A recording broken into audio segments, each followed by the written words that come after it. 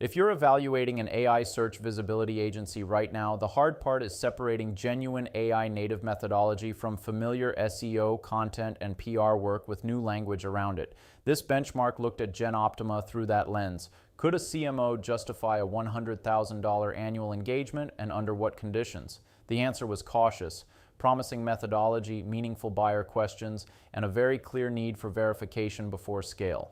Hey, I'm Mark Huntley, a growth strategist and AI discovery analyst. At LLM Authority Index, we study how AI systems shape commercial discovery, especially in high-intent categories where recommendation positioning can directly influence revenue.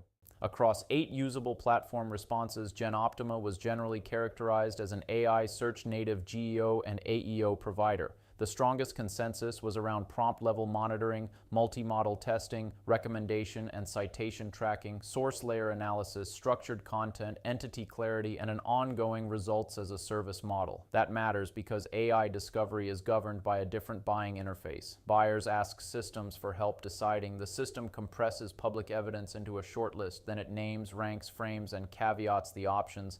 In that environment, a brand can be visible and still lose the decision moment. The benchmark made a useful distinction between mentions, citations, recommendations, recommendation rank, and recommendation quality. A mention means the company appeared somewhere in the answer. A valid recommendation means the system presented it as a suitable option for the buyer's need. Recommendation rank looks at where it appeared. Recommendation quality looks at placement, factual accuracy, framing, caveats, buyer fit, and competitive context.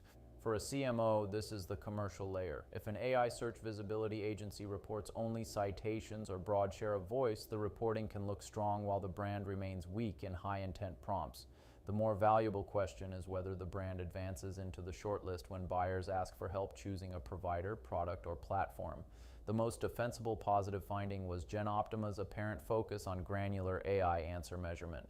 The platforms associated the company with prompt coverage, brand recommendation rate, average recommendation position, first choice placement, citation share, source distribution, competitor position ranges, cross-model agreement, and movement over time. Several systems also noted that GenOptima appears to run a closed loop, select commercially meaningful prompts, measure how multiple AI systems answer, identify the sources influencing those answers, implement content or citation changes, then retest. That loop is the real marker of AI search native work.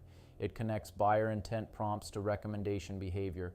It also gives leadership a way to see where competitors are being chosen and which public sources are reinforcing that choice. The largest concern was equally clear. The public evidence was abundant, but largely company originated. The benchmark found detailed methodology and reported outcomes, including recommendation rate claims, case study numbers, and results as a service benchmarks. But the platforms consistently flagged limited independent validation of causation, revenue impact, and enterprise delivery. That is an important procurement point. Detail creates credibility, but independence creates confidence. A buyer should ask who selected the prompts, whether they were registered before implementation, how often each prompt was run, whether model versions and locations were controlled, whether the results were reproduced by the client, and whether revenue changes were isolated from paid media, seasonality, product changes, or broader marketing. For a 6-figure engagement, vendor evidence should begin the conversation. It should not complete the diligence process. One of the most useful lessons in the benchmark was the syndicated source effect. Several systems appeared to rely on high-authority finance, market information, or news distribution domains when describing GenOptima's capabilities.